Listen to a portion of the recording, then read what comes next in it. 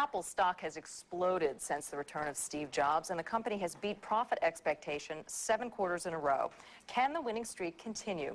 Joining us now on Moneyline, in our Moneyline Focus, is Apple co-founder and current CEO Steve Jobs. Welcome back.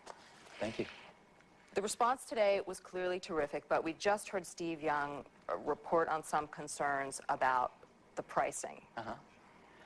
Do you have those concerns? Do you share those concerns? No. Was that the price that you hoped to launch the computer?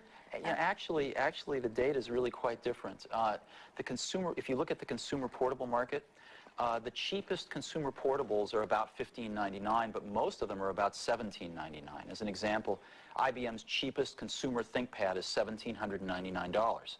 And so actually, since ours is more powerful than any of the Wintel ones and much cooler, and it's priced as cheap as any in the market, we're feeling pretty good.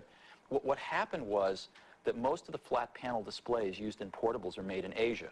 And when the Asian flu started happening about 2.5 years ago, those companies pulled back their investments in new factories.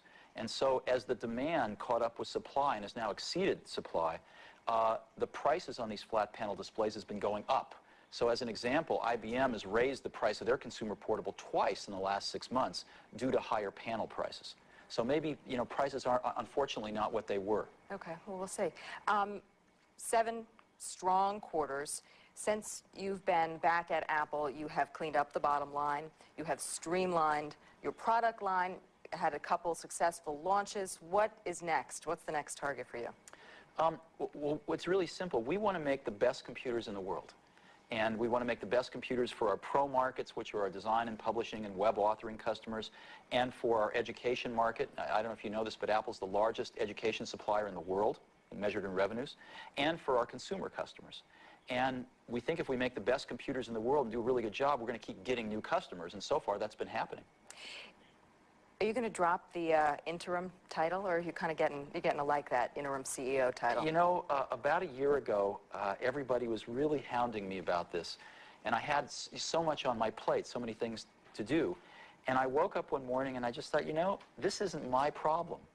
This is their problem, and I've got enough problems I've taken on, so I just stopped thinking about it. And I probably should think about it one of these days, but I really haven't thought about it since. So you're still interim CEO? I'm still interim CEO, yeah. What about Pixar? Are you worried? How are you dividing up your time? Are you worried at all about neglecting Pixar? I try to spend about half and half, and it doesn't always go that way, but that's what I try to do. Both companies have excellent senior management teams, and so and fortunately, I'm not directing the pictures at Pixar. We have the most brilliant director in the business, John Lasseter, who's our Senior Vice President of Creative that oversees that. Now, Pixar is doing great. We have a film coming out this November, Toy Story 2, with our partner Disney, and Tom Hanks and Tim Allen are back, and I think it's going to be good. Good. Steve Jobs, thank you very much for joining us. Congrats on the launch today. Thanks very much.